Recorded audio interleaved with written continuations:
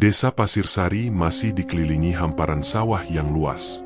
Hampir setiap pagi, suara ayam berkokok bercampur dengan deru mesin penggiling padi dan langkah para petani yang berangkat ke ladang.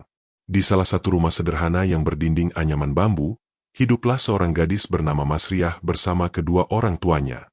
Ayah Masriah bekerja sebagai petani penggarap. Sawah yang digarap bukan miliknya sendiri, melainkan milik orang lain. Setiap musim panen, hasilnya harus dibagi dengan pemilik lahan. Penghasilannya tidak pernah menentu.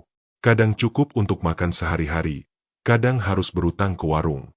Ibunya membantu dengan menjual sayur hasil kebun kecil di samping rumah. Kehidupan mereka jauh dari kata berkecukupan, tetapi rumah itu selalu dipenuhi kehangatan. Sejak kecil, Masriah sudah terbiasa bangun sebelum matahari terbit. Ia membantu ibunya memasak, menimba air dari sumur, lalu ikut ayahnya ke sawah ketika tidak ada pekerjaan lain. Orang-orang di desa mengenalnya sebagai perempuan yang sopan. Ia jarang membantah orang yang lebih tua dan selalu menyapa siapapun yang ditemuinya. Kalau hidup kita memang sederhana, yang penting jangan kehilangan harga diri. Begitu pesan ayahnya hampir setiap malam. Masriah selalu mengingat nasihat itu. Ketika usianya menginjak 23 tahun, hidupnya mulai berubah. Suatu siang, ia sedang mengantar makan siang untuk ayahnya di sawah. Di jalan menuju Pematang, motornya hampir bertabrakan dengan seorang pria yang baru pulang dari kota. Pria itu bernama Kartono. Kartono adalah putra tunggal Pak Darto dan Bu Atun, keluarga yang dikenal paling kaya di desa Pasir Sari. Mereka memiliki sawah puluhan hektar, toko bangunan, dan beberapa truk pengangkut hasil panen. Hampir semua warga mengenal keluarga itu. Kartono berbeda dari ibunya. Ia dikenal ramah dan tidak pernah membedakan orang berdasarkan kekayaan. Saat melihat rantang makan Masriah terjatuh ke tanah, Kartono langsung turun dari motornya. "Maaf, Mbak. Saya kurang hati-hati," ucap Kartono sambil membantu mengambil rantang yang masih bersih. Masriah hanya tersenyum kecil. "Tidak apa-apa, Mas." Pertemuan singkat itu ternyata menjadi awal kedekatan mereka. Kartono mulai sering datang ke sawah dengan alasan melihat hasil panen milik keluarganya. Padahal, ia sebenarnya ingin bertemu Masriah. Mereka sering berbincang di bawah pohon besar yang berada di pinggir sawah. Kartono banyak bercerita tentang kehidupannya setelah lulus kuliah di kota. Sementara Masriah lebih sering mendengarkan. Lama-kelamaan hubungan mereka semakin dekat. Beberapa warga mulai memperhatikan keduanya. Kabar itu akhirnya sampai ke telinga Bu Atun. Malam itu, ketika Kartono baru pulang ke rumah, Bu Atun sudah menunggu di ruang tamu. "Apa benar kamu dekat sama anak petani itu?" tanyanya tanpa basa-basi. Kartono mengangguk. "Iya, Bu." Wajah Bu Atun langsung berubah. "Kamu ini anak siapa? Masa mau cari istri anak orang miskin?" Kartono mencoba menjelaskan. "Masriah orangnya baik. Baik saja tidak cukup." Bu Atun berdiri sambil menunjuk wajah putranya. "Kamu nanti jadi bahan tertawaan orang sekampung." Kartono menarik napas panjang. "Aku tidak peduli omongan orang. Tapi ibu peduli." Perdebatan malam itu berlangsung lama. Pak Darto hanya duduk di kursi sambil mengisap rokok.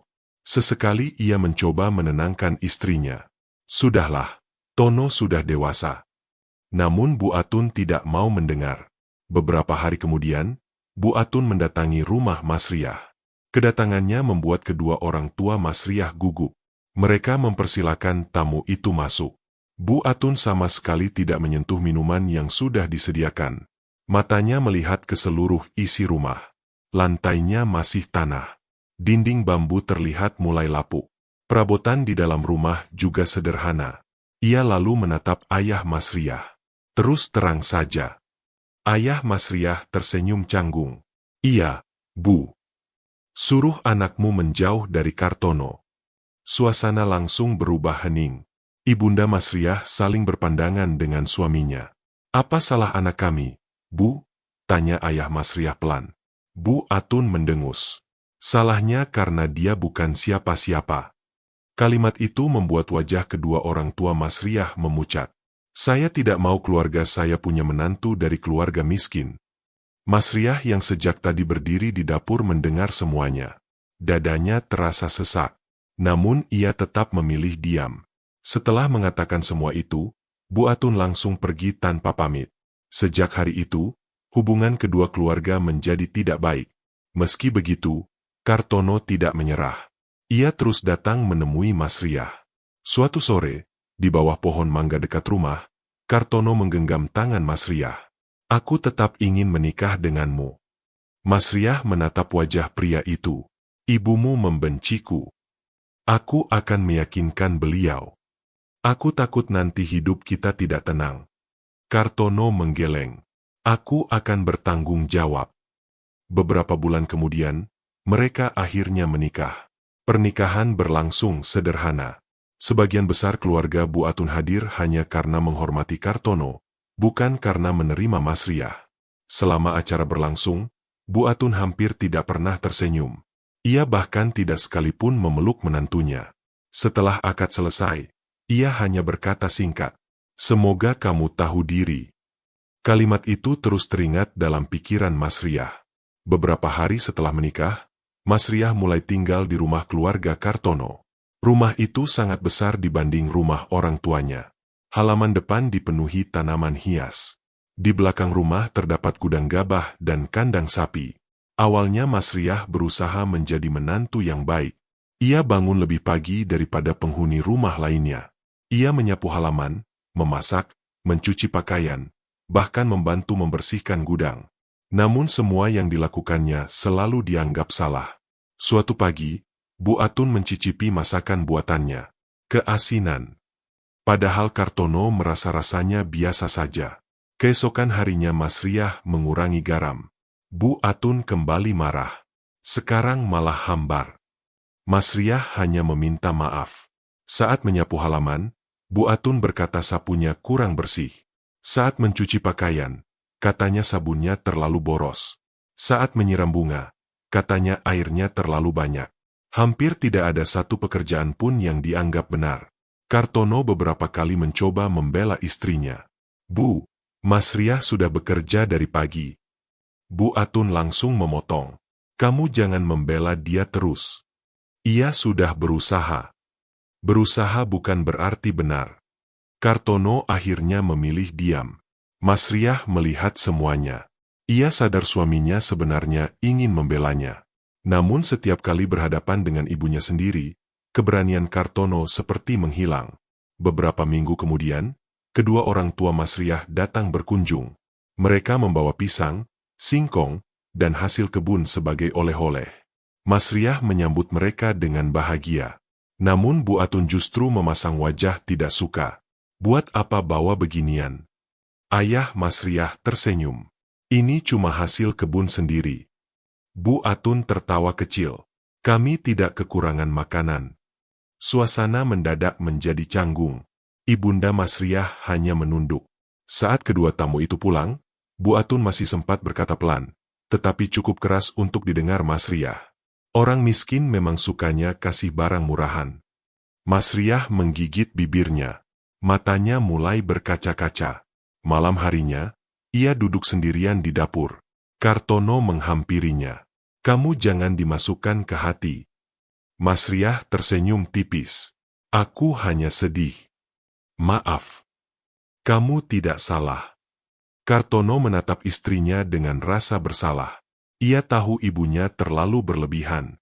Namun setiap kali ingin melawan, ia selalu teringat bahwa sejak kecil ibunya lah yang membesarkannya. Konflik itu membuatnya terus berada di posisi yang sulit. Hari demi hari berlalu. Tidak ada perubahan. Bu Atun tetap memperlakukan Mas Riah seperti orang asing yang tidak pantas tinggal di rumah itu. Setiap ada tetangga datang, ia selalu membanggakan kekayaan keluarganya sambil menyindir asal-usul menantunya. Mas Riah memilih mengalah. Ia terus bekerja, tetap menghormati mertuanya, dan berharap suatu hari nanti hati Bu Atun akan berubah. Namun harapan itu perlahan mulai memudar. Semakin lama tinggal di rumah itu, Mas Riah menyadari satu kenyataan pahit. Pernikahan yang dulu ia bayangkan sebagai awal kehidupan baru ternyata justru membawanya masuk ke dalam penderitaan yang tidak pernah ia bayangkan sebelumnya. Ia mulai merasa bahwa setiap hari yang ia jalani di rumah itu adalah ujian yang semakin berat, dan ia belum tahu sampai kapan mampu bertahan. 4 tahun berlalu sejak Mas Riah menikah dengan Kartono. Waktu berjalan cepat, tetapi kehidupan rumah tangga mereka tidak pernah benar-benar tenang. Mas Riah masih tinggal di rumah keluarga suaminya, karena Kartono diminta mengurus usaha milik orang tuanya. Keadaan itu membuat Mas Riah harus bertemu Bu Atun setiap hari, tanpa memiliki kesempatan untuk menjauh. Di awal tahun keempat pernikahan mereka, satu pertanyaan mulai sering terdengar dari mulut tetangga. Sudah ada kabar mau punya momongan belum?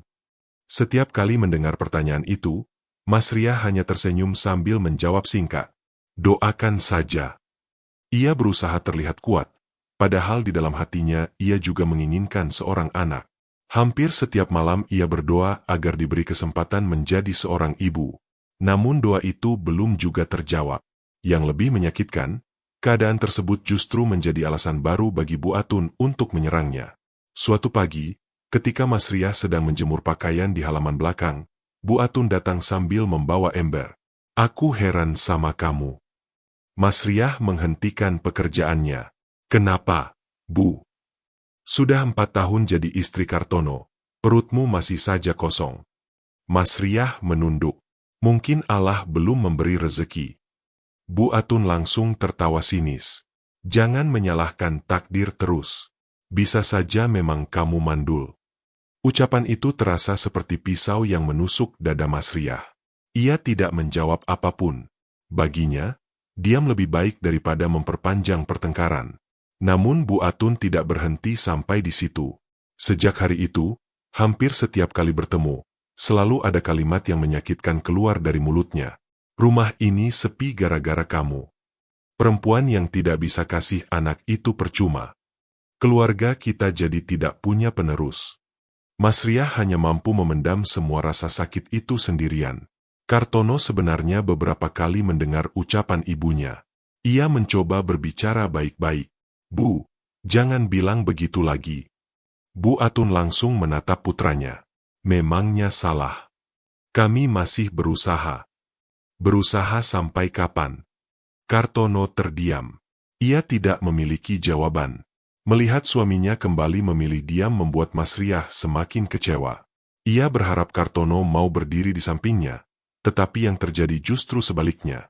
Beberapa minggu kemudian, atas usul seorang tetangga, Mas Riah mengajak Kartono memeriksakan diri ke rumah sakit di kota. Mereka berangkat pagi-pagi menggunakan mobil milik keluarga. Mas Riah terlihat gugup sejak memasuki ruang pemeriksaan. Ia takut jika dokter benar-benar mengatakan dirinya tidak bisa memiliki anak. Pemeriksaan berlangsung hampir seharian. Setelah semua hasil keluar, dokter memanggil mereka masuk. Dokter membuka map berisi hasil pemeriksaan. Saya sudah melihat hasil pemeriksaan kalian berdua. Mas Riah menggenggam tangan Kartono dengan cemas. Dokter tersenyum tipis. Secara medis, tidak ada masalah berarti. Mas Riah tampak bingung. Maksudnya bagaimana, Dok? Kondisi ibu baik. Dokter kemudian menoleh ke arah Kartono. Kondisi bapak juga baik. Lalu kenapa kami belum punya anak? Dokter menggeleng pelan. Kehamilan dipengaruhi banyak faktor. Tidak semua pasangan langsung berhasil. Tetap jaga kesehatan, kurangi stres, dan terus berusaha. Mendengar penjelasan itu, Mas Riah merasa sedikit lega.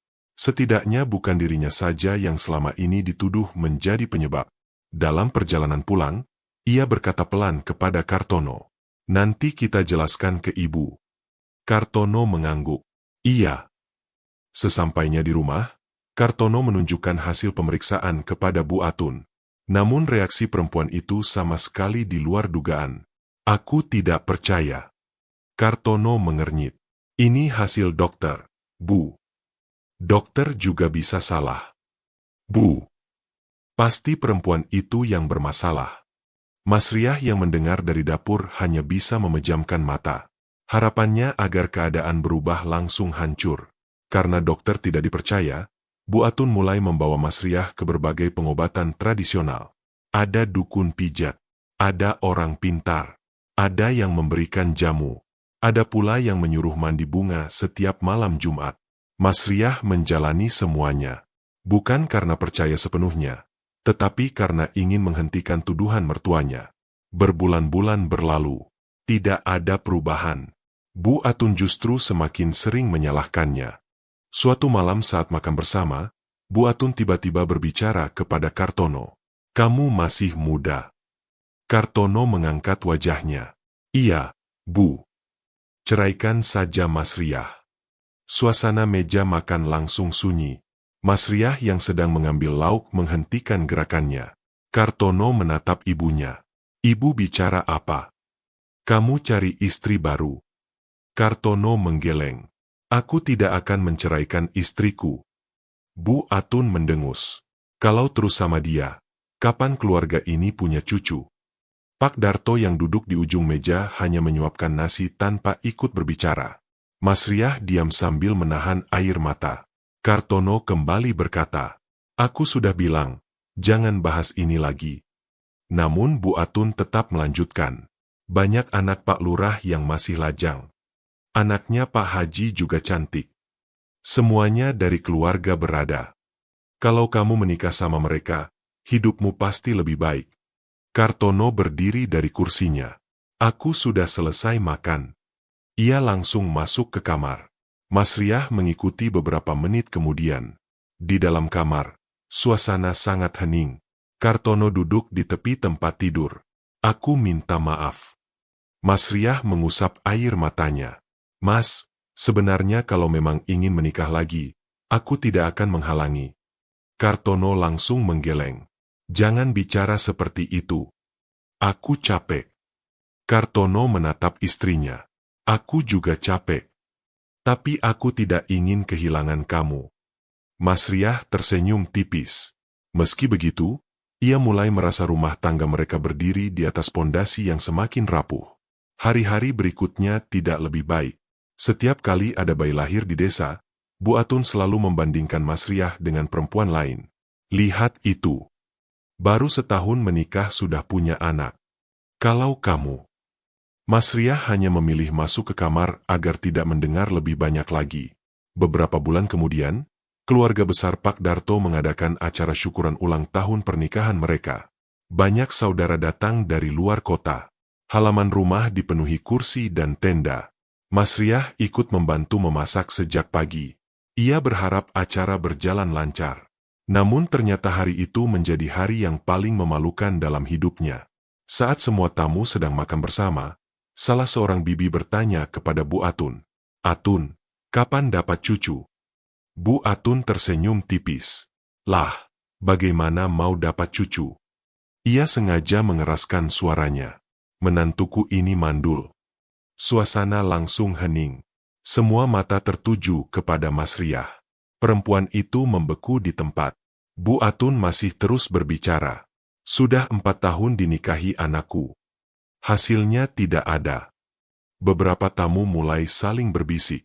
Mas Riah menundukkan kepala. Belum selesai sampai di situ, Bu Atun kembali berkata dengan nada mengejek. "Dari keluarga miskin memang begitu. Orang tuanya cuma petani. Tidak bisa memberi apa-apa. Yang jadi beban keluarga kami malah anaknya." Ucapan itu didengar jelas oleh ayah dan ibu Mas Riah yang juga hadir dalam acara tersebut. Ayah Mas Riah hanya menunduk sambil menggenggam lututnya. Ibunya mengusap air mata yang mulai jatuh. Mas Riah tidak sanggup lagi bertahan. Ia langsung meninggalkan halaman rumah dan berjalan menuju kamar. Air matanya mengalir tanpa bisa dihentikan. Beberapa menit kemudian Kartono menyusul. "Aku minta maaf." Mas Riah tidak menjawab. Ia hanya menangis. Kartono duduk di samping istrinya. "Aku akan bicara sama ibu." Mas Riah menggeleng pelan. Sudah terlambat. Kartono terdiam. Ia sadar, permintaan maafnya tidak lagi cukup untuk menghapus luka yang terus bertambah. Sore harinya, setelah para tamu pulang, Mas Riah meminta izin pulang sebentar ke rumah orang tuanya. Di sepanjang perjalanan, ia tidak mengucapkan sepatah kata pun. Sesampainya di rumah sederhana yang dulu menjadi tempat ia dibesarkan, Mas Riah langsung memeluk ibunya sambil menangis. Ibunya tidak banyak bertanya. Ia hanya mengusap punggung putrinya. Ayahnya duduk di teras dengan wajah murung. Sebagai seorang ayah, ia merasa gagal melindungi anaknya dari penghinaan yang terus diterima. Malam itu Mas Riah sulit memejamkan mata. Semua ucapan Bu Atun terus terngiang di kepalanya.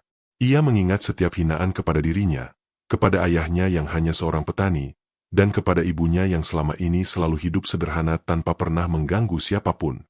Untuk pertama kalinya sejak menikah, kesabaran yang selama ini ia pertahankan mulai runtuh. Di dalam hatinya muncul perasaan yang belum pernah ada sebelumnya. Luka yang selama bertahun-tahun dipendam perlahan berubah menjadi kebencian, dan kebencian itu mulai tumbuh menjadi dendam yang semakin sulit ia bendung. Sejak kejadian memalukan di acara syukuran keluarga, hubungan Mas Riah dan Kartono tidak pernah kembali seperti semula. Rumah yang dulu masih menyisakan sedikit kehangatan kini dipenuhi suasana dingin. Mereka masih tidur dalam satu kamar, tetapi hampir tidak pernah berbicara lebih dari sekadar menanyakan kebutuhan sehari-hari. Mas Riah mulai lebih sering mengurung diri. Ia tidak lagi berusaha menyenangkan Bu Atun seperti dulu. Semua tenaga yang dimilikinya hanya digunakan untuk menyelesaikan pekerjaan rumah, lalu kembali masuk ke kamar sebelum mendengar hinaan baru. Kartono sebenarnya melihat perubahan itu. Ia beberapa kali ingin mengajak istrinya berbicara, tetapi setiap kali membuka mulut, kata-kata yang ingin disampaikan seolah menghilang. Di sisi lain, Bu Atun justru merasa dirinya semakin menang. Hampir setiap hari ia membisikkan hal yang sama kepada anaknya. Tono, hidupmu masih panjang. Jangan habiskan umurmu dengan perempuan yang tidak bisa memberi keturunan. Masih banyak perempuan yang lebih pantas menjadi istrimu. Awalnya Kartono hanya diam. Namun semakin lama, ucapan ibunya terus memenuhi pikirannya. Ia mulai merasa lelah berada di tengah pertengkaran yang tidak pernah selesai. Suatu malam, ketika Kartono baru pulang dari mengurus toko bangunan milik keluarganya, ia melihat Mas Riah sedang duduk sendirian di teras belakang. Kartono menghampirinya. "Kamu belum tidur?" Mas Riah menggeleng pelan. "Aku menunggu angin." Mereka terdiam beberapa saat. Kartono kemudian berkata dengan suara pelan, "Apa menurutmu kita masih bisa memperbaiki semua ini?" Mas Riah menoleh. "Yang harus berubah bukan kita saja." Kartono memahami maksud istrinya. "Kamu ingin ibu berubah?" Mas Riah mengangguk. "Aku sudah terlalu lama mencoba sabar." Kartono mengembuskan napas panjang. "Aku sudah berusaha bicara sama ibu, tapi tidak pernah ada hasil." Kartono kembali terdiam. Mas Riah melanjutkan, "Aku tidak pernah meminta hidup mewah. Aku cuma ingin dihargai sebagai manusia." Kartono menundukkan kepala. Ia tidak mampu membantah. Keesokan harinya, Bu Atun kembali memancing keributan. Saat makan pagi, ia sengaja berkata di depan Pak Darto, "Besok keluarga Pak Haji datang." Kartono mengangkat wajah. "Untuk apa?" "Mereka mau mengenalkan anak perempuannya." Kartono langsung meletakkan sendoknya. "Ibu sengaja." Bu Atun menjawab tanpa rasa bersalah. "Aku hanya mencarikan masa depan yang lebih baik untukmu." Mas Riah yang mendengar pembicaraan itu langsung berdiri meninggalkan meja makan. Ia masuk ke kamar sambil menahan tangis. Kartono mengejar istrinya. "Kamu jangan salah paham." Mas Riah tersenyum pahit. "Apa lagi yang harus kupahami? Aku tidak pernah setuju. Tapi kamu juga tidak pernah menghentikannya." Kalimat itu membuat Kartono terdiam. Untuk pertama kalinya, Mas Riah mengungkapkan semua isi hatinya. "Selama bertahun-tahun aku dihina. Orang tuaku dipermalukan. Aku dituduh macam-macam. Setiap kali aku berharap kamu membelaku, kamu hanya bilang sabar. Aku sudah capek disuruh sabar." Kartono mulai kehilangan kesabaran. "Lalu aku harus bagaimana? Lawan ibumu?" "Aku tidak bisa." Jawaban itu membuat Mas Riah menatap suaminya cukup lama. Kini ia benar-benar mengerti. Selama ini, ia bukan prioritas dalam hidup Kartono. Beberapa hari setelah pertengkaran itu, hubungan mereka semakin memburuk. Mereka mulai tidur saling membelakangi. Tidak ada lagi makan bersama. Tidak ada lagi obrolan sebelum tidur. Rumah besar itu terasa semakin sesak. Pak Darto sebenarnya melihat semuanya. Suatu sore ia memanggil Kartono ke teras. "Kamu masih sayang sama istrimu?" Kartono mengangguk. "Masih." "Lalu kenapa dibiarkan begini?" Kartono mengusap wajahnya. Aku tidak sanggup melihat ibu terus marah. Pak Darto menghela napas. Dari dulu kamu memang terlalu takut sama ibumu. Kartono hanya diam. Beberapa minggu kemudian, Bu Atun mengambil langkah yang lebih jauh. Ia menemui seorang pengacara di kota tanpa sepengetahuan Mas Riah. Setelah semua berkas disiapkan, ia menyerahkannya kepada Kartono. Kalau memang kamu tidak tega mengatakannya, tanda tangan saja.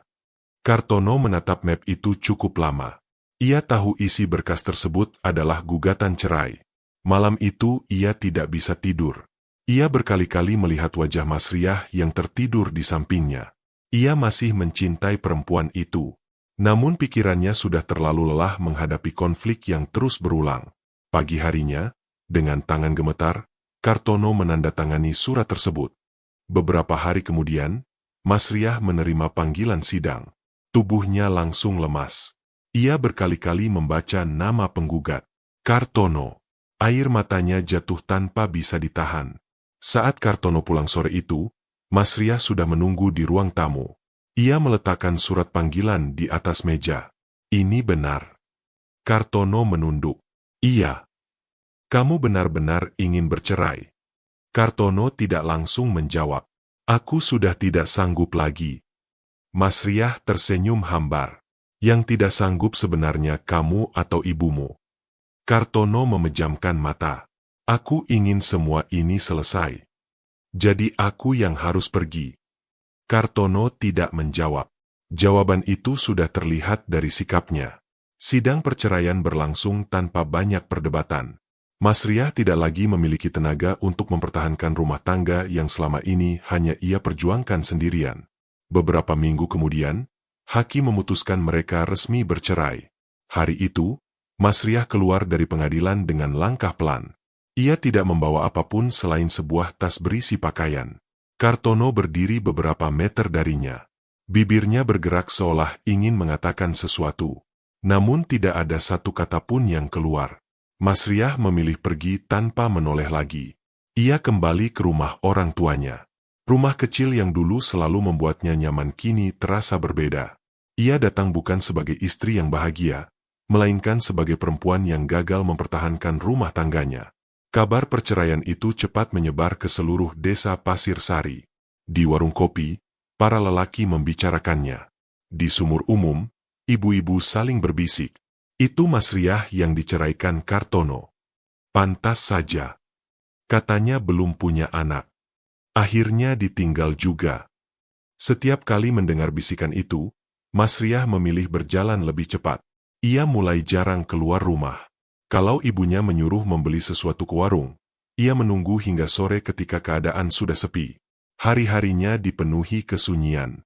Ia kehilangan suami yang sangat dicintainya. Ia juga merasa kehilangan harga dirinya. Suatu sore, ketika sedang duduk di pematang sawah, datang seorang perempuan tua yang dikenal warga sebagai penjual jamu keliling. Perempuan itu duduk di samping Mas Riah. Kamu Mas Riah? Ya. Mas Riah mengangguk pelan. Perempuan tua itu menatap wajahnya. Aku tahu orang yang bisa membantumu. Membantu apa? Membalas semua sakit hatimu. Mas Riah mengernyit. Perempuan tua itu kemudian berbisik pelan. Di pinggir hutan sebelah utara desa ada seorang dukun tua. Orang-orang datang kepadanya kalau ingin meminta keadilan dengan cara yang tidak biasa. Mas Riah langsung berdiri. Aku tidak percaya begituan. Perempuan tua itu tersenyum tipis. Kalau suatu hari kamu berubah pikiran, datang saja. Ia lalu pergi meninggalkan Mas Riah sendirian. Ucapan itu terus teringat di kepala Mas Riah selama beberapa hari. Awalnya ia berusaha melupakan. Namun setiap kali mengingat wajah ibunya yang menangis karena dihina Bu Atun, dadanya kembali dipenuhi kemarahan. Ia teringat ayahnya yang dipermalukan di depan keluarga besar. Ia teringat bagaimana Kartono memilih diam saat dirinya dihancurkan sedikit demi sedikit. Semua kenangan itu membuat kebenciannya tumbuh semakin besar. Hingga akhirnya, pada suatu malam, Mas Riah mengambil keputusan yang tidak pernah ia bayangkan sebelumnya. Ia berjalan sendirian menuju pinggir hutan. Di sana berdiri sebuah gubuk tua yang hampir tertutup semak. Di depan pintu, Seorang lelaki tua berjubah hitam sudah duduk seolah telah menunggunya. "Akhirnya kamu datang," ucap lelaki itu. Mas Riah terkejut. "Bapak sudah tahu saya akan datang." Lelaki tua itu hanya tersenyum. Orang yang membawa dendam selalu mudah dikenali. Mas Riah masuk ke dalam gubuk. Ruangan itu dipenuhi asap dupa dan berbagai benda aneh yang tergantung di dinding. Tanpa banyak bertanya, dukun tua itu meminta Mas Riah menceritakan semua yang dialaminya. Mas Riah menangis sambil menceritakan seluruh penghinaan yang diterimanya selama bertahun-tahun. Setelah mendengarkan dengan tenang, lelaki tua itu berkata pelan, "Kalau kamu benar-benar ingin membalas mereka, ada jalannya." Mas Riah masih ragu. Apa tidak ada cara lain? Dendam tidak pernah selesai dengan air mata. Mas Riah menundukkan kepala. Lelaki tua itu kemudian mengeluarkan sebuah kain hitam dan sebuah mangkuk tanah liat. "Kamu harus menyerahkan beberapa syarat." Ia meminta sehelai rambut Mas Riah, selembar pakaian yang pernah dipakai Bu Atun, yang sebelumnya diam-diam masih disimpan Mas Riah saat meninggalkan rumah, serta sedikit darah dari ujung jari sebagai bagian dari ritual. Meski tangannya gemetar, Mas Riah memenuhi semua permintaan itu. Ritual dimulai menjelang tengah malam. Dukun itu melafalkan mantra-mantra dengan suara berat sambil membakar kemenyan. Api lilin bergoyang meski tidak ada angin yang masuk ke dalam gubuk. Mas Riah memejamkan mata. Di dalam pikirannya hanya ada satu wajah yang terus muncul. Bu Atun. Perempuan yang menurutnya telah menghancurkan hidupnya. Ketika ritual berakhir, dukun tua itu membuka mata dan berkata dengan suara pelan, "Mulai malam ini, balasanmu telah dikirim." Mas Riah keluar dari gubuk dengan langkah pelan. Perasaannya bercampur antara takut, lega, dan penuh kebencian. Pada malam pertama setelah ritual itu selesai, ketika seluruh warga desa Pasir Sari mulai terlelap, dari arah rumah Bu Atun terdengar suara tangisan perempuan yang panjang dan memilukan. Suara itu memecah kesunyian malam, membuat beberapa tetangga terbangun dan saling bertanya-tanya, tanpa seorang pun mengetahui bahwa awal dari teror mengerikan baru saja dimulai. Keesokan pagi setelah suara tangisan misterius terdengar dari arah rumah Bu Atun, suasana di desa Pasir Sari berubah. Beberapa warga yang tinggal di sekitar rumah keluarga Kartono saling membicarakan kejadian itu. Tidak ada seorang pun yang berani memastikan asal suara tersebut, tetapi hampir semua orang mengaku mendengarnya. Semalam ada perempuan nangis keras sekali. Iya, suaranya dari rumah Bu Atun. Aku sampai tidak berani keluar. Percakapan itu menyebar dari warung kopi hingga ke sawah. Sementara itu, di dalam rumah besar milik keluarga Kartono, Bu Atun terbangun dengan wajah pucat. Ia merasa seluruh tubuhnya pegal seperti habis dipukul berkali-kali. Saat berjalan menuju kamar mandi, ia melihat bercak hitam sebesar telapak tangan di lengan kirinya. Aneh. Ia mencoba menggosoknya menggunakan sabun. Namun bercak itu tidak hilang. Siang harinya bercak tersebut justru berpindah ke bagian bahu.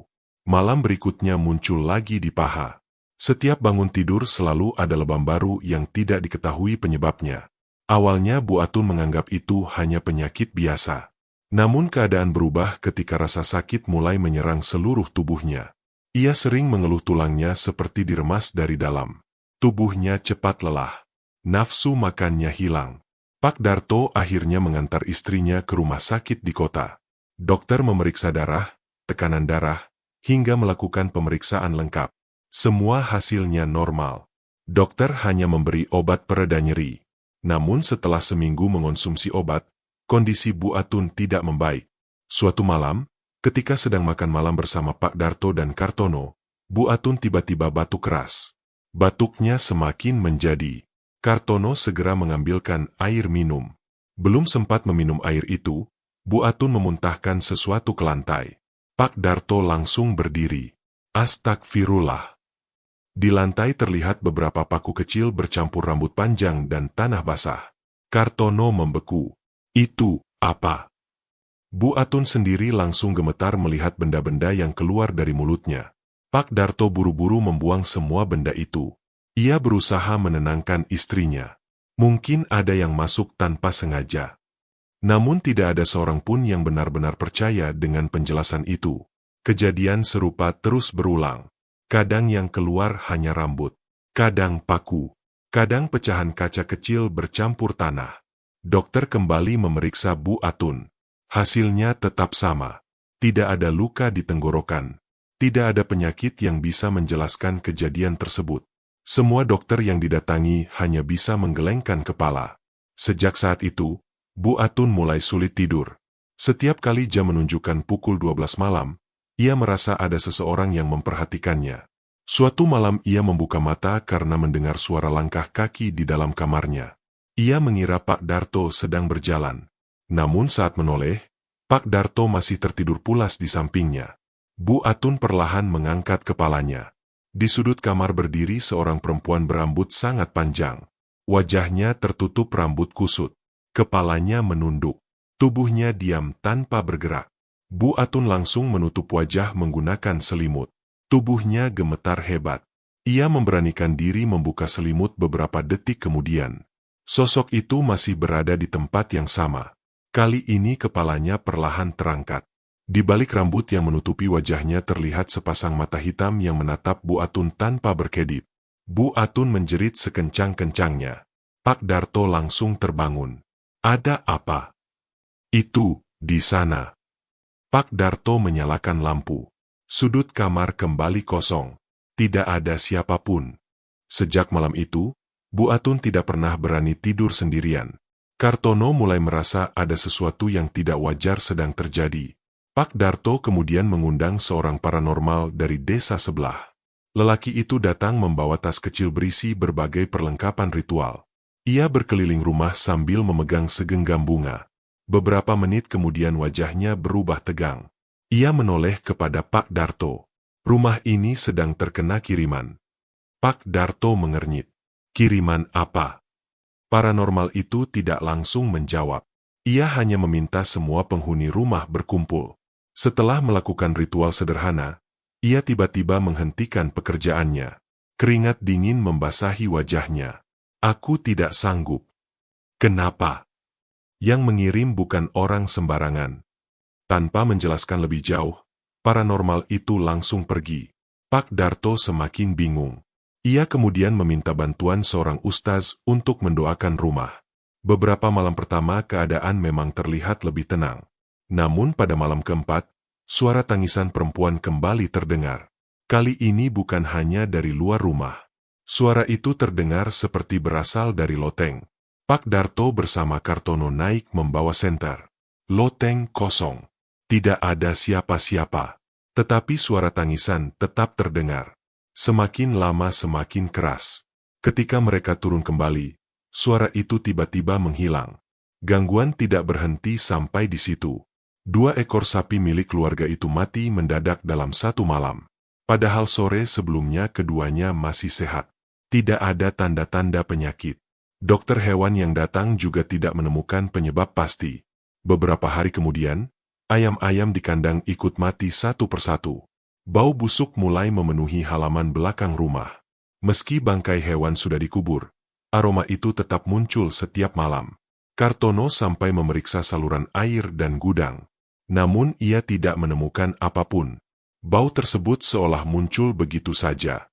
Suatu sore Kartono harus mengantar bahan bangunan ke desa sebelah. Di tengah perjalanan, motornya tiba-tiba oleng sendiri. Padahal jalan yang dilalui lurus. Kartono terjatuh cukup keras hingga kepalanya membentur batu di pinggir jalan. Beruntung warga sekitar segera menolongnya. Ia hanya mengalami luka di kepala dan tangan. Saat sadar di rumah, Kartono mengingat satu hal aneh. Sebelum motornya oleng, ia sempat melihat bayangan perempuan berambut panjang berdiri tepat di tengah jalan. Namun ketika ia mengedipkan mata, bayangan itu menghilang. Ia tidak berani menceritakan kejadian tersebut kepada siapapun. Sementara itu, Mas Riah mulai mendengar kabar mengenai keadaan mantan mertuanya dari para tetangga. Setiap kali mendengar Bu Atun sakit, bibirnya tersenyum tipis. Dalam hati ia berkata, ini baru permulaan. Ia merasa semua penderitaan yang dialami Bu Atun adalah balasan atas penghinaan yang pernah diberikan kepada dirinya dan kedua orang tuanya.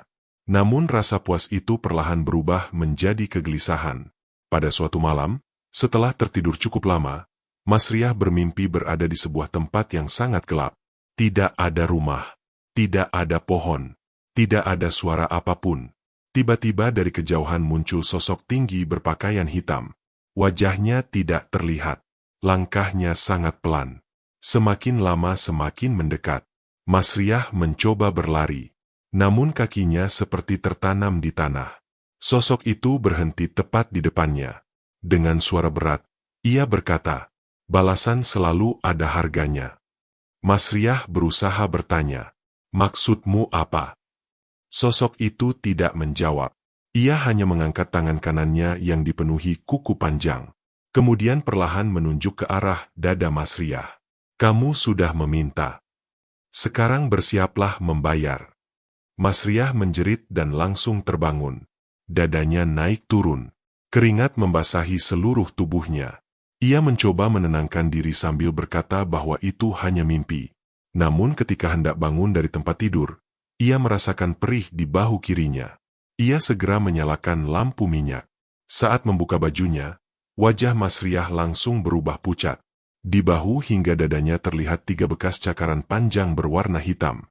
Luka itu tampak baru, seolah baru saja dibuat oleh kuku yang sangat tajam. Tidak ada darah yang keluar, tetapi rasa perihnya membuat Mas Riah menggigil. Untuk pertama kalinya sejak mengirim santet, ia mulai sadar bahwa jalan gelap yang dipilihnya tidak hanya sedang menghancurkan Bu Atun, tetapi juga mulai menagih balasan kepada dirinya sendiri.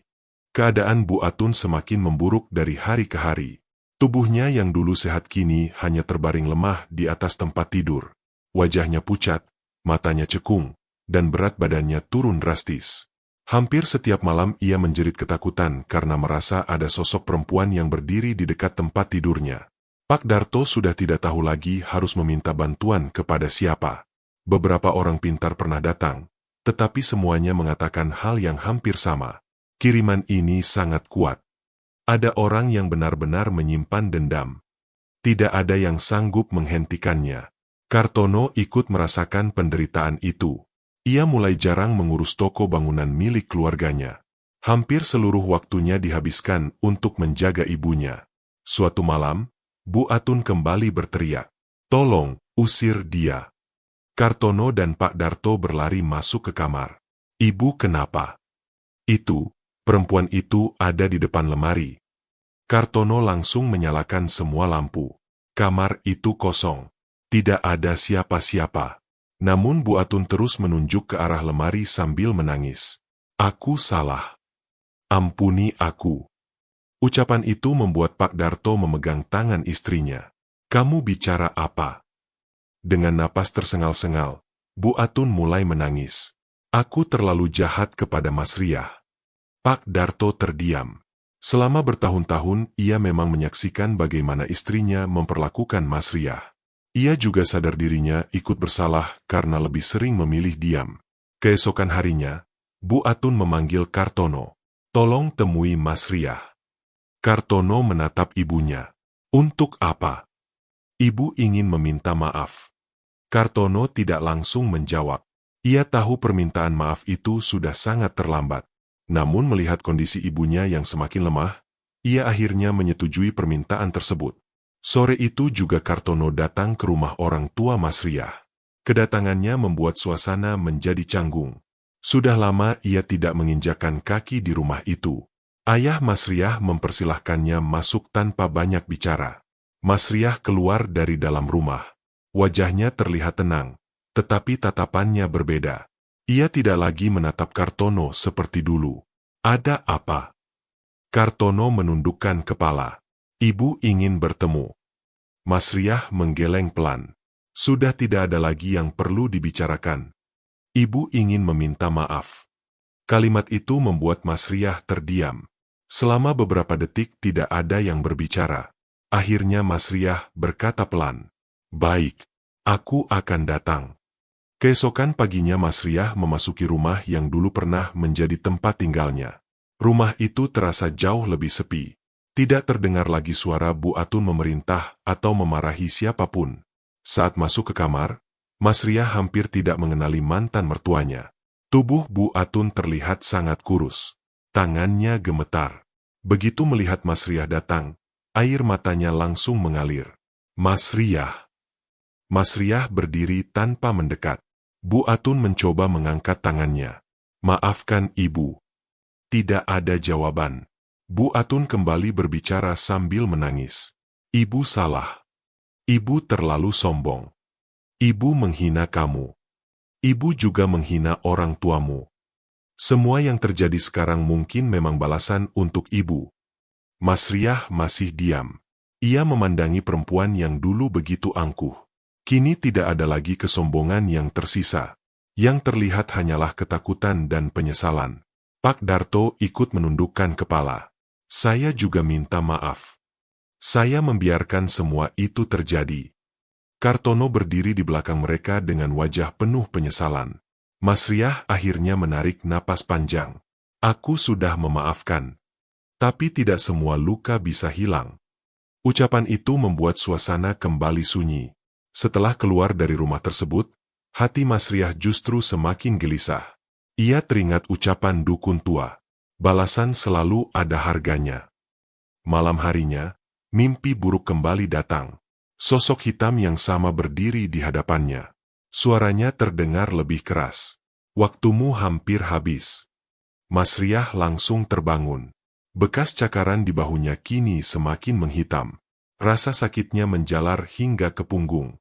Karena takut sesuatu yang lebih buruk terjadi, Mas Riah memutuskan kembali mendatangi gubuk tua di pinggir hutan. Dukun itu seolah sudah mengetahui kedatangannya. Kamu datang untuk menghentikannya. Mas Riah mengangguk. Aku tidak ingin semuanya berakhir seperti ini. Dukun tua itu menghela napas. Aku sudah mengingatkan. Ilmu seperti ini tidak pernah bekerja tanpa bayaran. Mas Riah bertanya dengan suara pelan. Kalau aku ingin menyelamatkan Bu Atun. Dukun itu menatapnya tajam. Bisa. Waktu santet dihentikan, pengirimnya yang akan menanggung akibatnya. Mas Riah terdiam. Apakah tidak ada jalan lain? Tidak ada. Mas Riah memejamkan mata. Ia mulai menyadari bahwa dendam telah membuatnya mengambil keputusan yang sangat buruk. Ia memang ingin membalas rasa sakit yang pernah diterimanya. Namun ia tidak pernah berniat menghilangkan nyawa siapapun. Dengan suara pelan ia berkata, aku tetap ingin menghentikannya. Dukun tua itu berdiri lalu mengambil sebuah mangkuk tanah liat, kain hitam, dan beberapa batang dupa. Kalau begitu bersiaplah. Ritual pelepasan dilakukan tepat tengah malam.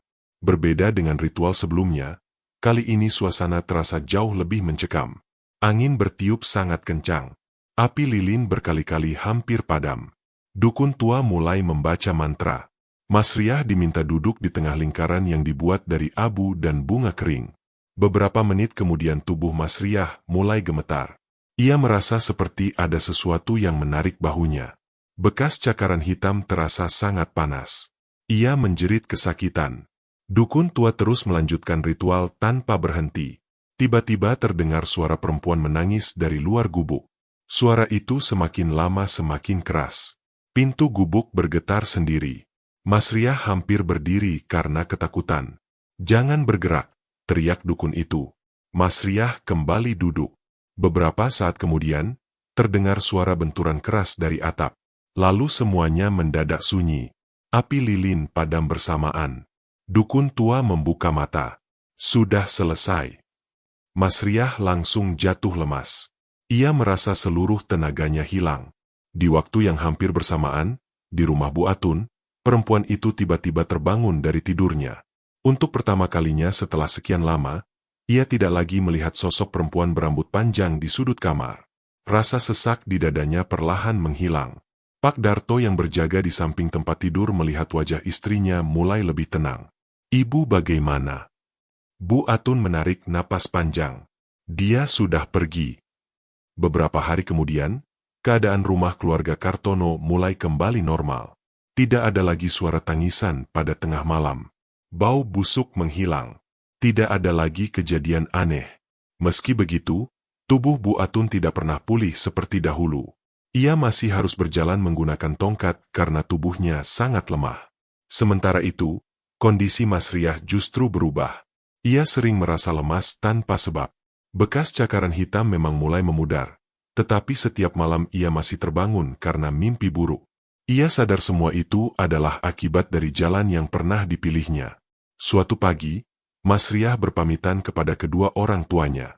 "Aku ingin pergi." Ibunya langsung bertanya, "Mau kemana?" "Aku ingin memulai hidup baru." Ayahnya memandang putrinya cukup lama. "Lupakan semuanya." Mas Riah mengangguk pelan. "Aku akan mencoba." Beberapa hari kemudian, ia meninggalkan desa Pasir Sari. Ia memilih tinggal di sebuah desa kecil yang jauh dari masa lalunya. Di tempat baru itu, Mas Riah hidup sederhana. Ia membantu di kebun milik warga dan menghabiskan waktunya dengan bekerja serta beribadah. Ia tidak lagi ingin mengenang kebencian yang pernah menguasai hatinya. Kartono beberapa kali datang mencari Mas Riah. Ia ingin meminta maaf atas semua kesalahannya. Namun setiap kali sampai di rumah orang tua Mas Riah, jawabannya selalu sama. "Mas Riah sudah pergi." Kartono pulang dengan hati penuh penyesalan. Kini ia sadar bahwa selama ini ia gagal menjalankan tanggung jawab sebagai seorang suami. Ia terlalu takut mengecewakan ibunya hingga membiarkan perempuan yang dicintainya menanggung luka sendirian. Bu Atun pun menjalani sisa hidupnya dengan penyesalan yang tidak pernah hilang. Setiap kali melihat kamar kosong yang dulu ditempati Mas Riah, air matanya selalu jatuh. Ia menyadari bahwa semua penderitaan itu berawal dari kesombongan dan kebenciannya sendiri. Rumah besar yang dahulu dipenuhi suara tawa, kesibukan usaha, dan kebanggaan akan harta kini terasa sunyi. Tidak ada lagi kemewahan yang mampu menghapus rasa bersalah yang menghuni hati setiap penghuninya. Yang tersisa hanyalah penyesalan mendalam atas luka yang telah mereka ciptakan sendiri, serta pelajaran bahwa dendam dan kesombongan hanya akan membawa kehancuran bagi semua orang yang terlibat. Beberapa tahun telah berlalu sejak semua peristiwa mengerikan yang pernah mengguncang desa Pasir Sari. Perlahan, kehidupan warga kembali berjalan seperti biasa. Anak-anak kembali bermain di jalan desa, para petani kembali memenuhi sawah setiap pagi, dan suara tawa mulai terdengar di sudut-sudut kampung. Namun, meskipun waktu terus berjalan, kisah tentang Mas Riah, Kartono, dan keluarga Bu Atun tidak pernah benar-benar hilang dari ingatan masyarakat. Setiap kali ada orang yang mulai merendahkan tetangga karena kemiskinan atau membanggakan harta di depan orang lain, warga yang lebih tua selalu mengingatkan mereka dengan kisah keluarga Bu Atun. Bagi masyarakat desa Pasir Sari, peristiwa itu menjadi pelajaran bahwa kesombongan dan penghinaan bisa membawa petaka yang menghancurkan sebuah keluarga. Mas Riah memilih menjalani hidup yang tenang di desa yang jauh dari tempat kelahirannya. Ia tidak pernah menikah lagi. Hari-harinya diisi dengan bekerja membantu para petani, mengajar anak-anak mengaji pada sore hari, dan membantu warga yang membutuhkan. Ia berusaha menjalani hidup dengan lebih banyak berbuat baik sebagai bentuk penyesalan atas keputusan yang pernah diambil ketika dikuasai amarah dan dendam. Meskipun demikian, Mas Riah tidak pernah benar-benar melupakan masa lalunya. Setiap kali melihat bekas luka samar di bahunya, ia selalu teringat bahwa kebencian pernah membuatnya kehilangan arah.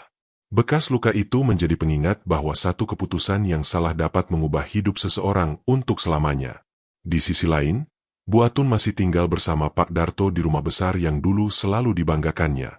Rumah itu tetap berdiri megah, tetapi suasananya tidak lagi sama. Halaman yang dahulu ramai kini lebih sering sepi. Bu Atun tidak lagi memiliki tenaga untuk mengurus rumah seperti dulu. Ia berjalan perlahan menggunakan tongkat, sementara kesehatannya tidak pernah benar-benar pulih.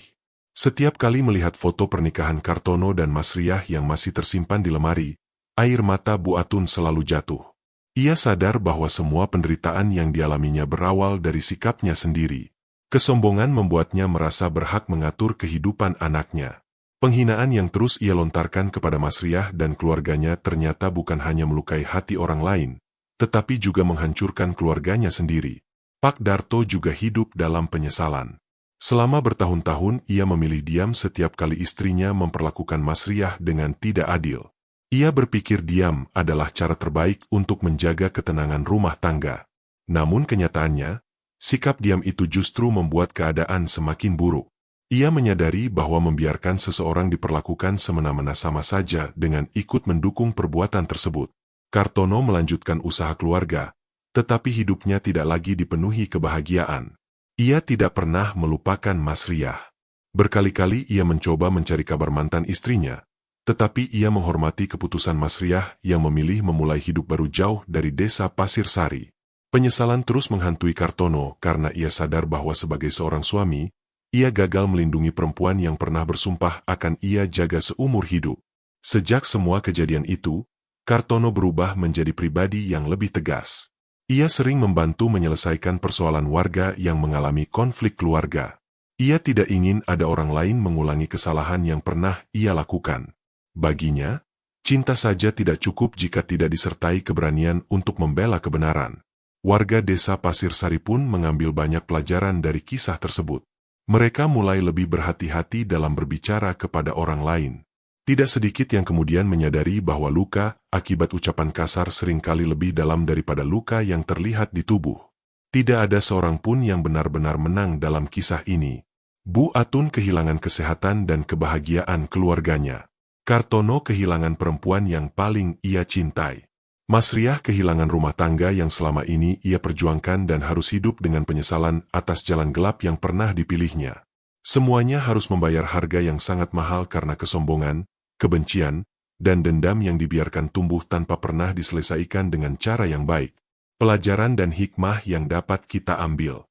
Jangan pernah menilai seseorang dari kekayaan, pekerjaan, atau latar belakang keluarganya, karena kemuliaan seseorang tidak ditentukan oleh harta yang dimilikinya. Kehadiran seorang anak adalah anugerah dari Tuhan.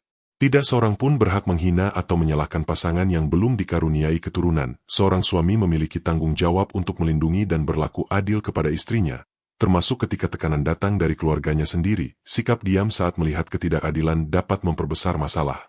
Keberanian untuk membela yang benar seringkali dapat mencegah kehancuran yang lebih besar. Dendam memang dapat memberikan kepuasan sesaat, tetapi pada akhirnya hanya akan melahirkan penderitaan dan penyesalan bagi semua pihak. Memilih jalan ilmu hitam atau balas dendam tidak pernah menjadi solusi.